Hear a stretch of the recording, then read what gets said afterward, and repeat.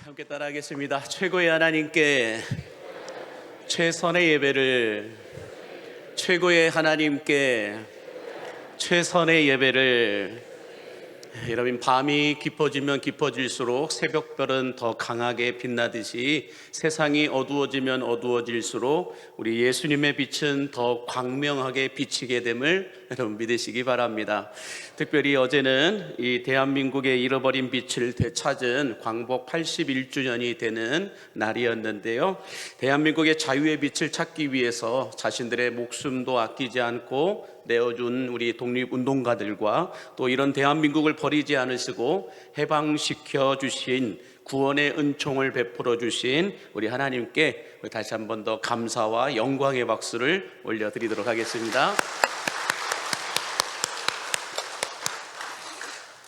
오늘 본문의 말씀은 에스겔이 본 환상 가운데서 가장 유명한 환상이다라고 말해도 틀리지 않을 것 같은데요, 그런데 우리 현대 크리스천들은 내가 너무 잘 알고 있는 말씀이다라고 하면은 그 말씀에 대해서 정확하게 이해하고 또 정확하게 해석해서 듣기보다는 그동안 내가 들어왔던 말들을 가지고 얼추 이런 말씀이겠다라고 생각하고는 그냥 덮어놓고 지나갈 때가 많이 있는 것을 볼 수가 있습니다. 그러다 보니 성경의 의도와는 다르게 잘못 해석되고 잘못 이해되어지는 말씀들이 상당히 많이 있다라고 하는 것을 알 수가 있는데요, 오늘 우리가 보았던 이 말씀도 어렸을 때부터 아마 너무 자주 들었던 말씀이다 보니까 우리는 벌써부터 이 내용의 말씀을 다 정리하고 편하게 주무실 준비를 하고 계시는 분들이 있으면 안 될 줄로 믿습니다. 자, 먼저 오늘 본문 1절과 2절 말씀을 보면 이렇게 말씀해요. 여호와께서 권능으로 내게 임재하시고 그의 영으로 나를 데리고 가서 골짜기 가운데 두셨는데 거기 뼈가 가득하더라. 나를 그 뼈 사방으로 지나가게 하시기로 본즉 그 골짜기 지면에 뼈가 심이 많고 아주 말랐더라 라고 말씀합니다. 자, 에스겔이 본 환상은 골짜기에 뼈들이 많이 있었는데 그 뼈들의 상태가 지금 어떤 상태라고 말씀합니까? 아주 말랐더라 라고 말씀합니다. 아마 사진을 보여주시면 이런 모습이 아니었을까라고 생각이 되어져요. 뼈들이 아주 말라있는 상태이다 라고 말하는데, 자, 그러면 여기서 뼈들이 저렇게 아주 말랐더라 라고 한다는 것은 무엇을 의미할까요? 저 뼈들이 살아날 확률은 1%도 되지 않는다라고 하는 것을 의미하고 말하고 있는 것 같습니다. 자, 그러면 이 뼈는 무엇을 놓고 말씀하고 있는 걸까요? 너무 감사하게도 하나님께서 이 뼈들은 무엇인지를 성경에 말씀에 넣으셨는데 우리가 읽지는 않았지만 11절 말씀을 보시면 이렇게 말씀합니다. 함께 볼까요? 또 내게 이르시되 인자야 이 뼈들은 이스라엘 온 족속이라 라고 말씀합니다. 마른 뼈들은 이스라엘 백성들을 상징하고 이런 마른 뼈들과 같은 이스라엘 백성들이 이제 일어나서 하나님의 큰 군대가 될 것이다, 여기까지가 일반적인 크리스천들이 알고 있는 내용이다 라는 것을 볼 수가 있습니다. 자, 그러면 여러분, 하나님께서는 왜 이스라엘 백성들의 모습을 마른 뼈와 같은 모습으로 살아날 확률은 1%도 보이지 않는 이런 마른 뼈들로 이스라엘 백성들의 모습을 에스겔에게 보여주셨을까? 그 이유가 뭘까요? 대부분의 사람들은 이런 말씀들을 정확하게 이해하거나 보지 않고 어떻게 보냐면 내가 그동안 어렸을 때 들었던 말씀으로, 남들에게 들었던 말씀으로, 목사님들에게 들었던 말씀으로 그냥 얼추 이래서 그렇습니다 라고 넘겨집어 말할 때가 많습니다. 자, 그러면 이스라엘 백성들을 왜 하나님이 마른 뼈들로 보여주셨을까? 그 이유를 물으면 대부분의 성도들은 이렇게 이야기를 할 수 있을 겁니다. 뭐 그거야, 이스라엘 백성들이 죄악이 많아서 영적인 상태가 마른 뼈들과 같은 상태이니 마른 뼈로 보여주신 것 아닙니까? 이렇게 생각하고 말씀을 이해할 때가 많이 있으실 겁니다. 그래서 이런 잘못된 마음의 상태들을 가지고 이야기를 하다 보니까 잘못된 마음속에 있는 생각들을 가지고 사람들을 판단하고 말씀을 이해하다 보니까 이런 유머가 만들어졌는지도 모르겠어요. 어떤 유머냐면, 여러분, 사람들의 마음속에는 아주 사납고 못된 개 3마리가 산다고 말합니다.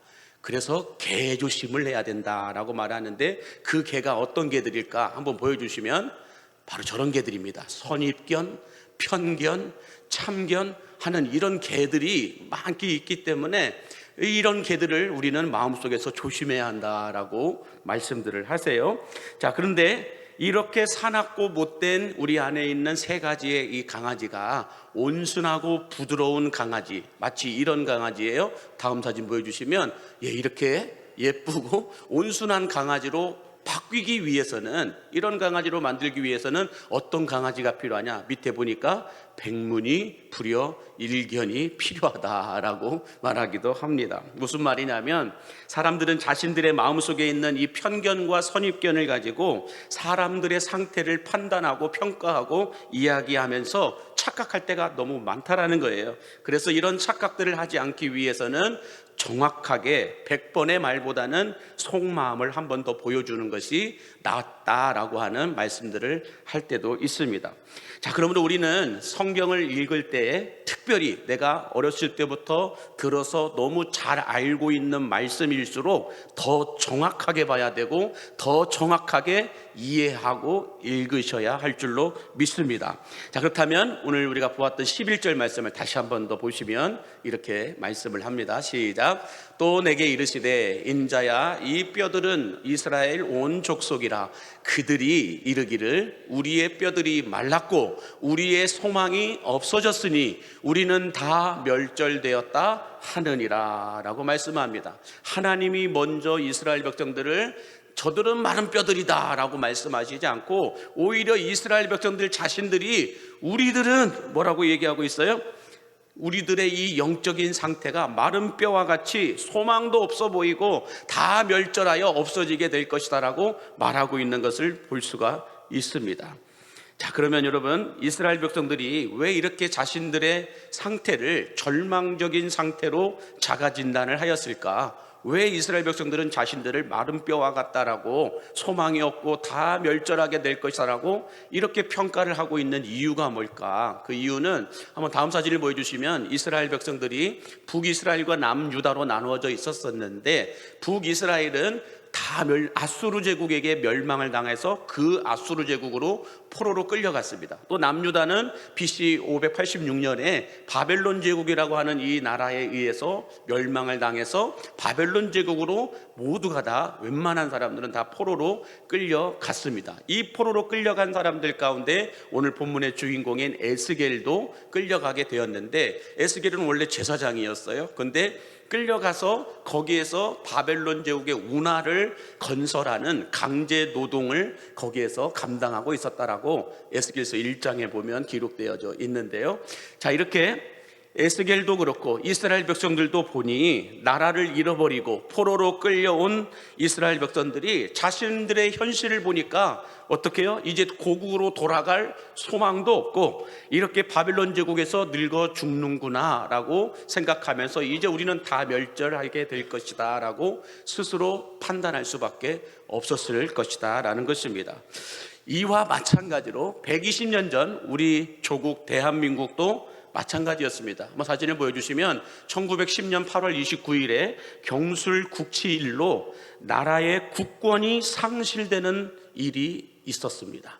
일제강점기 속에서 36년 동안이나 우리나라는 국권을 상실한 채 여러분들 절망 가운데 소망도 없이 살았다라는 거예요. 더 이상 소망이 보이지도 않고 우리 민족의 정신도 잃어버리고 문화도 잃어버리고 언어도 잃어버리고 신앙까지도 다 빼앗겨 버려서 대한민국이 더 이상 소망도 보이지 않고 희망도 보이지 않고 다 이렇게 나라가 사라질 것이다, 멸절할 것이다 라고 사람들은 판단하며 살았다라는 것이죠. 안타까운 것은 뭐냐면 이스라엘 백성들이 자기 자신들을 마른 뼈로 진단하듯이 또 우리의 조국 대한민국도 일제강점기 때에 절망적인 이런 나라로 우리가 판단했듯이 안타까운 건 뭐냐면 오늘날 대한민국에서도 이러한 모습들이 다시 고개를 들고 있다라고 하는 것에 대해서 우리는 위기감을 가지고 심각하게 나라를 위하여서 기도하고 생각하셔야 될 때이다라는 것입니다. 뿐만 아니라 오늘날 한국교회 안에도 또 우리 교계 언론에서도 보면은 제일 많이 이야기하는 게 뭘까요? 오늘날 현대 한국교회를 향하여서 기독교 언론들이 항상 하는 이야기들, 또 수많은 목사님들이 하는 이야기들이 뭐냐면 한국교회에 희망이 없다라는 거예요.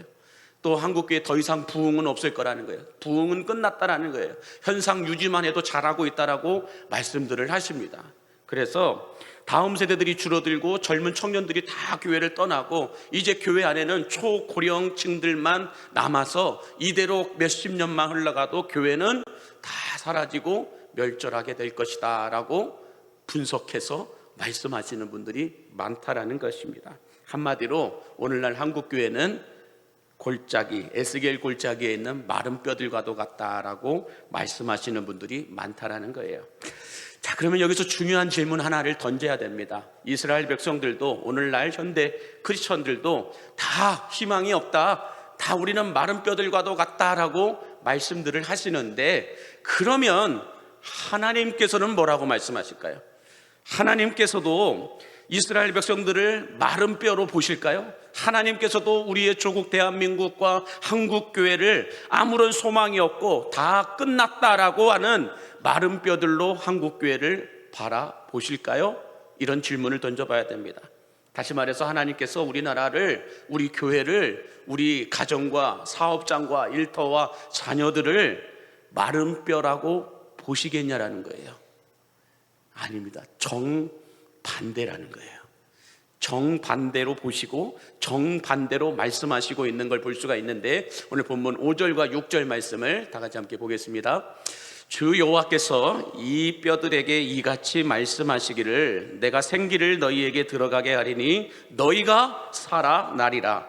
너희 위에 힘줄을 두고 살을 입히고 가죽으로 덮고 너희 속에 생기를 넣으리니 너희가 살아나리라 라고 말씀합니다. 자, 여러분, 이스라엘 백성들은 스스로를 소망이 없고 다 멸절되어 끝나버린 마른 뼈들이라고 말씀하지만 하나님께서는 뭐라고 말씀하세요? 아직 끝난 것이 아니라는 거예요.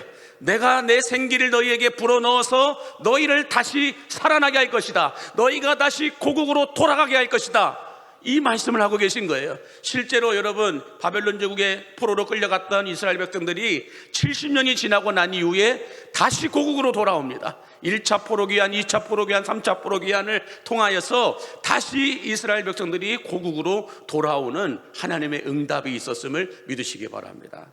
그러므로 여러분들, 우리들은 다 끝났다라고 너무 쉽게 말을 해요. 우리 안에 편견과 선입견들로 우리는 다 끝났다, 더 이상 희망은 없다, 모든 것이 이제는 마른 뼈다, 이렇게 말씀들을 하시지만 하나님은 이런 우리들을 향하여 너희는 마른 뼈가 아니고 내가 생기를 불어넣어 살아나게 할 하나님의 큰 군대이다 라고 말씀하고 계심을 믿으시기 바랍니다. 사람들은 죽음을 이야기합니다. 다 끝났다고 얘기합니다. 그러나 하나님은 생명을 이야기합니다. 다시 시작할 거라고 말씀하고 있는 것입니다. 그러므로 여러분들, 하나님께서 이스라엘 백성들에게, 에스겔에게 말씀하신 이 말씀이 오늘 우리에게도 주시는 말씀임을 믿으시기 바랍니다. 이스라엘 백성들에게 말씀하셨던 이 말씀이 오늘 여러분들에게도 들리는 은혜가 있게 되기를 주의 이름으로 간절히 축복합니다. 그러므로 여러분, 하나님의 시선과 하나님의 방법은 무엇일까요? 한번 보여주시면, 하나님의 시선과 방법은 우리를 향하여 마른 뼈가 아니라 우리를 큰 군대로 보고 계심을 믿으시기 바랍니다. 이엔드가 아니고 에이엔드라는 거예요. 끝난 게 아니라 멈추지 않고 계속 진행될 것이다라는 거예요. 멈추지 않고 새롭게 시작될 것이다라고 주님은 말씀하고 있음을 믿으시기 바랍니다. 저는 이 말씀이 우리 광림교회에 주시는 말씀, 여러분들에게 주시는 말씀임을 믿으신다면 크게 아멘 하시기 바랍니다. 자, 그러면 여러분, 하나님께서 이스라엘 백성들을 마른 뼈가 아니라 큰 군대를 만드시기 위해서 먼저 에스겔에게 이런 질문을 던지십니다. 한번 3절 말씀 같이 함께 보겠습니다. 시작. 그가 내게 이르시되 인자야 이 뼈들이 능히 살 수 있겠느냐 하시기로 내가 대답하되 주 여호와여 주께서 아시나이다 라고 말씀합니다. 하나님께서 에스겔에게 이 뼈들이 능히 살 수 있겠느냐라고 물으십니다. 이 물으신 하나님은 오늘날 우리들에게도 동일하게 물으십니다. 사랑하는 아들, 딸들아, 다시 대한민국이 살아날 수 있겠느냐? 다시 한국교회가 부흥할 수 있겠느냐? 다시 너희들의 가정과 일터와 자녀들이 회복될 수 있겠느냐? 너희 광림교회가 다시 부흥할 수 있겠느냐라고 물으십니다. 이 뼈들이 능히 살 수 있겠느냐라고 물으시는 것은 오늘 우리에게도 동일하게 묻고 계시는 거예요. 살 수 있겠느냐? 살 수 있겠느냐? 부흥할 수 있겠느냐? 회복될 수 있겠느냐? 치유될 수 있겠느냐? 새로워질 수 있겠느냐? 이 질문을 하나님이 우리에게 묻고 계신 거예요. 자, 이랬을 때 에스겔이 뭐라고 대답했을까요? 주 여호와여 주께서 아시나이다 라고 말해요.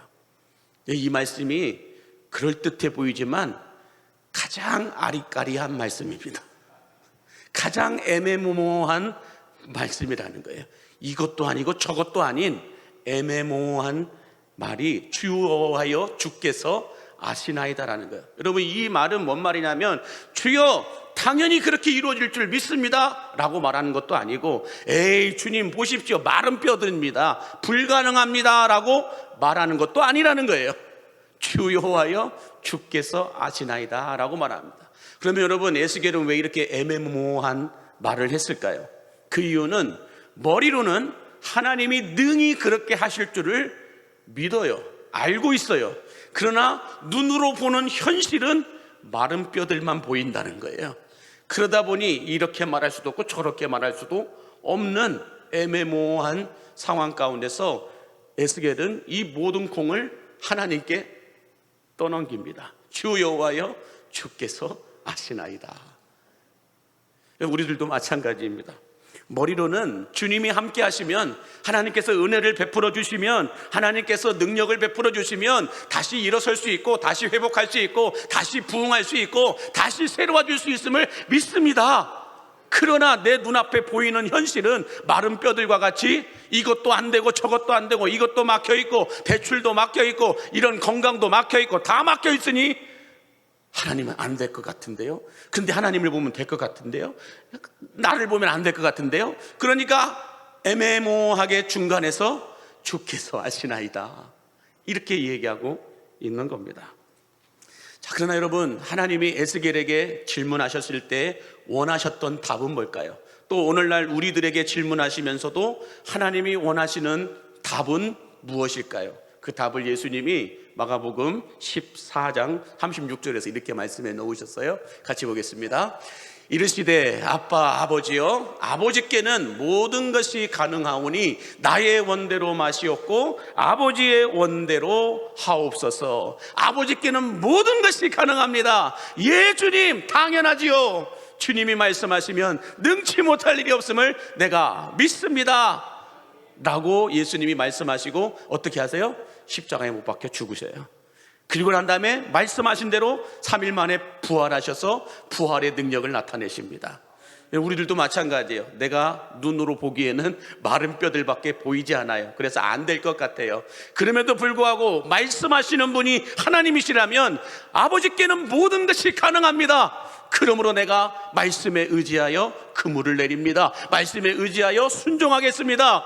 그러면 여러분, 끝난 것 같은데 끝난 게 아니고 마른 뼈가 일어나 큰 군대가 됨을 믿으시기 바랍니다. 그러므로 저는 우리 광림의 모든 성도들이 내 눈앞에 보이는 것은 마른 뼈밖에 안 보여요. 이래도 답답하고 저래도 답답하고 이래도 힘들고 저래도 힘들어요. 그러나 힘든 것을 보는 것이 아니라 하나님의 말씀을 들으실 수 있게 되길 바랍니다. 하나님이 무엇을 질문하든 질문이 무엇이냐가 아니라 질문하시는 분이 누구냐는 거예요. 질문하신 분이 하나님이시라면 믿고 순종하시기 바랍니다. 우리가 그래요. 부모님들이 자식들한테 너 이거 왜 이러느니 저러니 묻습니다. 이것이 왜 필요하니 저것이 왜 필요하니. 부모님들이 물을 때는 왜 물을까요? 들어주기 위해서예요.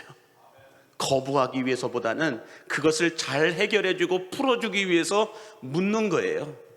그러므로 무슨 질문을 하나님이 우리에게 하시는가가 중요한 것, 그것을 넘어서서 중요한 건 누가 이걸 질문하느냐예요.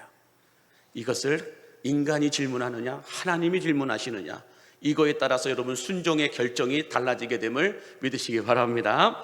자, 이처럼 마른 뼈들이 능히 살 수 있겠느냐라고 에스겔에게 물으신 하나님은 그 뒤에 바로 나와요. 에스겔에게 능히 할 수 있는 방법을 가르쳐 주십니다. 그 방법이 4절과 5절에 이렇게 말씀하세요. 시작. 또 내게 이르시되 너는 이 모든 뼈에게 대언하여 이르기를 너희 마른 뼈들아 여호와의 말씀을 들을지어다. 주 여호와께서 이 뼈들에게 이같이 말씀하시기를 내가 생기를 너희에게 들어가게 하리니 너희가 살아나리라 라고 말씀합니다. 자, 마른 뼈가 일어나 큰 군대가 되는 이 부흥을 하나님은 두 가지의 방법을 가르쳐 주셨습니다.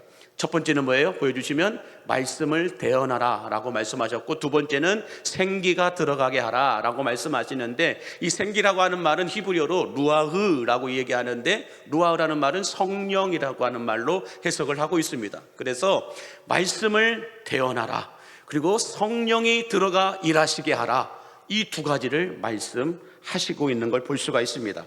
자, 다시 말해서 여러분, 하나님께서는 에스겔에게 무엇을 말씀하셨어요? 저 뼈들이 얼마나 오래된 뼈들인지 분석해라, 이런 말씀 안 하셨어요. 저 뼈들이 어떻게 여기에 누워서 죽게 되었는지를 확인하라, 통계를 내봐라, 이 마른 뼈들이 몇 개나 있는지 통계를 한번 내봐라, 뭐 이런 거 말씀하시지 않았어요. 분석하고 통계해서 자료를 갖고 와라, 이런 말씀하시지 않으셨어요. 하나님이 에스겔에게 말씀하신 건 딱 두 가지예요.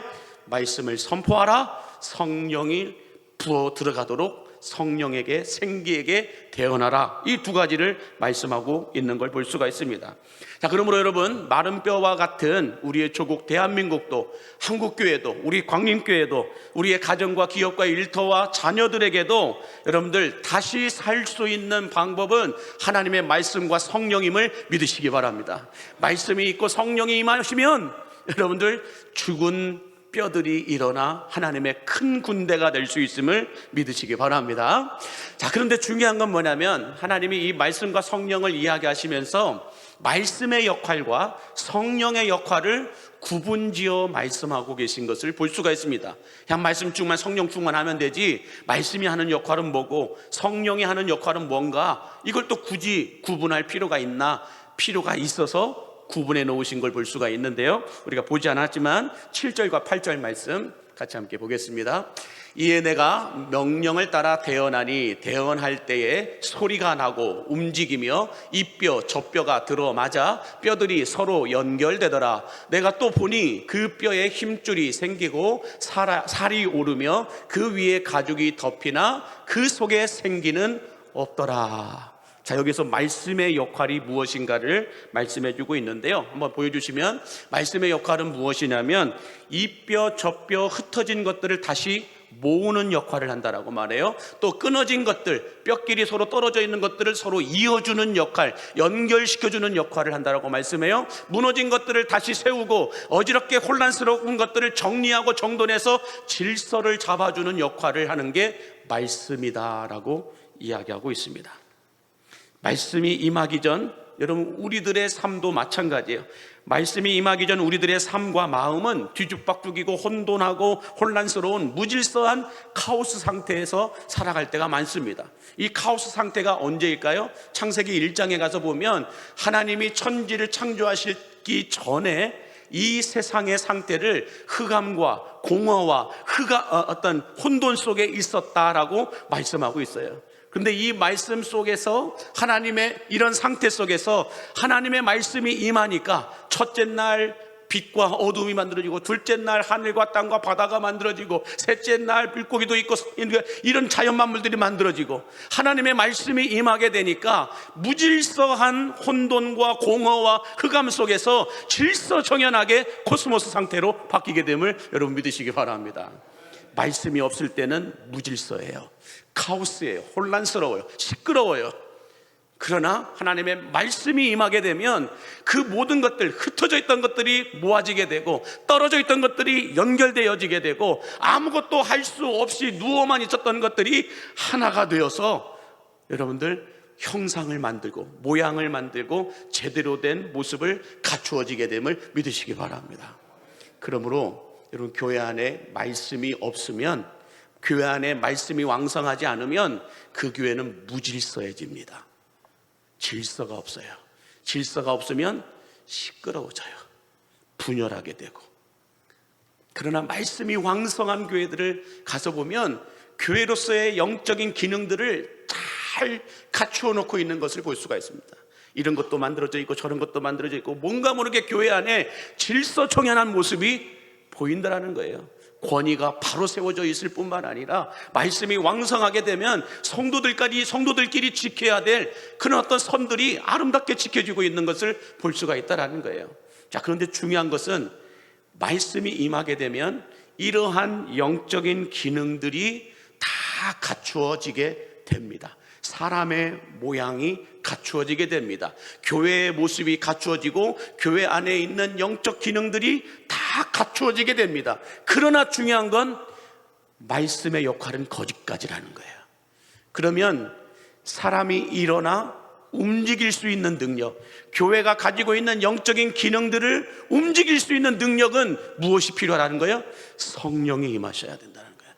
자, 그 말씀이 읽진 않았지만 우리 9절과 10절 말씀 같이 함께 보겠습니다. 시작. 또 내게 이르시되 인자야 너는 생기를 향하여 대언하라. 생기에게 대언하여 이르기를 주 여호와께서 이같이 말씀하시기를 생기야 사방에서부터 와서 이 죽음을 당한 자에게 불어서 살아나게 하라 하셨다 하라. 이에 내가 그 명령대로 대언하였더니 생기가 그들에게 들어가매 그들이 곧 살아나서 일어나 서는데 극히 큰 군대더라 라고 말씀하고 있습니다. 자, 여러분, 하나님의 말씀으로 교회가 정상적인 모습을 갖추었다 할지라도, 여러 가지 기능들을 갖추었다 할지라도 하나님의 영이신 성령이 임하지 않고서는 그 교회 안에 있는 영적 기능들이 정상적으로 작동될 수가 없다라는 거예요. 하나님의 영이 마른 뼈들에게 들어가니까 그때서야 하나님의 큰 군대가 되어서 움직이더라는 거예요. 그러므로 여러분, 가만히 생각해 보면 그래요. 우리가 타고 다니는 자동차들이 많잖아요. 그 자동차들 가운데서 풀옵션이 달려있는 자동차들이 있습니다. 이런 기능이 있고 저런 기능이 있고 아주 좋은 기능이 많은 자동차들이 많이 나와요. 그런데 그 자동차에 시동이 안 걸리고 기름이 없으면 그 기능들을 사용할 수 있습니까? 없습니까? 그 기능들이 작동됩니까? 안 됩니까? 안 되더라고요. 시동이 걸리지 않고 차에 기름이 없으니까 그 자동차가 아무리 비싸고 아무리 좋은 기능들이 많이 있어도 사용할 수가 없다라는 거예요. 교회도 마찬가지예요. 말씀이 있으면, 말씀이 왕성하면 교회 안에 크고 작은 좋은 기능들이 많이 만들어집니다. 완전히 풀옵션이에요. 그런데 그 영적인 기능들을 성령이 임하지 않고서는 작동이 안 돼요. 그냥 아침마다 가서 와, 내 차 좋네, 람보르기네, 와, 내 차 좋네 하고 그냥 다시 또 집에 들어가요. 아무런 영적인 기능을, 아무런 자동차의 기능을 혜택을 받을 수가 없는 거예요. 마찬가지로 여러분, 교회도 그렇다고 한다면 성도들의 삶도 그래요. 우리들도 어렸을 때부터 말씀을 알고 이런저런 좋은 훈련단체 가가지고 이런저런 훈련을 아무리 받았어도요, 지금 나의 영적인 상태 가운데서 성령이 임하지 않고서는, 하나님의 영이신 성령이 임하지 않고서는 그 받은 훈련들이 다 소용없어요. 아무런 훈련 받은 것들이 내 안에서 작동되지 않습니다. 자랑만 하지 작동이 되지는 않아요. 그래서 여러분, 내가 60년, 70년, 80년 신앙생활을 했습니다. 내가 20대부터 이런 경력, 저런 경력, 이런 이력, 저런 이력 아무리 많이 적혀 있어도요, 지금 내게 성령이 임하지 않고서는 그 훈련받은 기능과 능력들이 발휘되지가 않아요. 그러므로 하나님의 말씀이 왕성할 때 교회 안에 질서가 잡힙니다. 교회로서의 모습이 세워진다라는 거야. 마찬가지로 하나님의 말씀이 왕성하게 내 안에 여러분들 채워져 있으면 성도로서, 하나님의 사람으로서 귀하게 세워져 가는 성장하고 성숙한 모습을 보일 수가 있습니다. 그러나 그럼에도 불구하고 성령이 그분 안에 임하지 않으면, 성령이 우리 교회 안에 임하지 않으면 하나님이 주신 아무리 좋은 기능들도, 성령께서 내게 주신 아무리 좋은 말씀들도 작동되지가 않는다라는 거예요. 그러므로 말씀과 성령, 이 두 날개가 우리에게 분명하게 부어져야 할 줄로 믿습니다. 자, 그러면 마지막으로 여러분에게 질문하겠습니다. 40년 전에 여러분, 하나님께서 우리 교회를 이곳에 세우신 이유가 뭘까요? 더 정확하게 말씀드린다면, 여러분들이 이렇게 수많은 교회들 가운데 광림교회를 다니시는 이유가 뭐냐고요?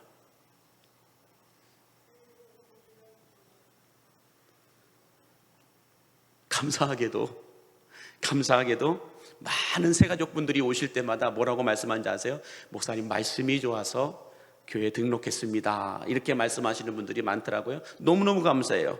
그런데 조금만 더 정확하게 말씀을 드린다면, 우리 광림교회는 성도들의 귀를 즐겁게 하고 성도들의 마음을 배부르게 하는 말씀의 맛집이 아닙니다. 광림교회를 말씀의 맛집으로 생각하고 등록하신 분들은 더 맛있는 맛집이 있으면 그곳으로 가더라고요. 더 놀라운 건 뭐냐면, 담임 목사가 설교를 하지 않을 때는 예배를 나오지도 않더라고요. 옆에 분에게 인사하겠습니다. 나는 아니다. 자, 그런데 여러분 기억하세요. 우리 광림교회는 말씀의 맛집으로 하나님이 세우신 것이 아니라 음부의 권세가 이기지 못하는 하나님의 군부대로 세우셨음을 믿으시기 바랍니다. 그러므로 여러분들은 신앙생활 하시는 분들이 아니고 군생활 하시는 분들입니다. 믿으십니까? 다음 옆에 분에게 인사하세요. 당신은 군 복무 중에 있습니다 라고요. 우리 남성분들은 군 복무 중에 있습니다 라고 하니까 이렇게 하시는 분들도 있는데 다시 가고 싶지 않아서. 그러나 여러분, 우리는 말씀의 맛집에서 귀 즐겁고 배부르는 이런 모습으로 신앙생활 하는 사람들이 아니라 어떤 사람들이에요? 하나님의 군사로 부르심을 받아서 군부대에서 군 복무 중에 있는 분들이에요. 그러므로 여러분, 군부대 들어가면 제대할 때까지 못 나와요. 아멘이십니까? 그러므로 여러분들 군 제대할 때까지는 못 나가요. 언제 제대하는지 아세요? 주님 부르시는 날 군 제대하게 됨을 믿으시기 바랍니다. 그러므로 여러분, 마른 뼈들에게도 하나님의 말씀이 들어가니까 뼈들이 모아지고 또 뼈들이 서로 연결되어지고 그 뼈들이 사람의 형상과 모습을 갖추었듯이 말씀이 선포되어지고 그 말씀이 왕성하게 선포되어지는 교회는 교회로서의 기능들이 다 모아지고 연결되고 만들어지게 됨을 믿으시기 바랍니다. 그뿐만 아니라 그 모아진 교회의 기능들이 정상적으로 작동되기 위해서는 성령의 기름 부으심이 있어야 할 줄로 믿습니다. 예배 가운데 성령의 기름 부으심이 없으면 여러분들 교회로서의 영적인 기능이 나타나지 않아요. 성도들에게 부어주신 말씀의 능력이 나타나지 않아요. 그러므로 우리가 찬양을 하든 교회 안에 이런저런 사역을 하든 어떤 섬김을 보이든 어떤 기능들을 가지고 있든 어떤 은사들을 가지고 있든 그 은사와 기능 속에 성령이 부어지지 않으면 여러분들 다 경건의 모양만 있는 거지 경건의 능력은 없는 자들이에요. 그러므로 여러분들 직분 자랑하지 마세요. 기능도 자랑하지 마세요. 은사도 자랑하지 마세요. 우리 안에 성령이 부어지면 그 모든 것들은 말하지 않아도 다 자랑거리가 됨을 믿으시기 바랍니다. 그러므로 말씀과 성령으로 우리에게 주어주신 교회의 영적 기능들을, 그리스도인으로서의 영적인 기능들을 마음껏 발휘하고 체험하고 누리며 살아갈 수 있는 우리 광림의 성도들 되시기를 주의 이름으로 간절히 축복합니다. 기도하겠습니다.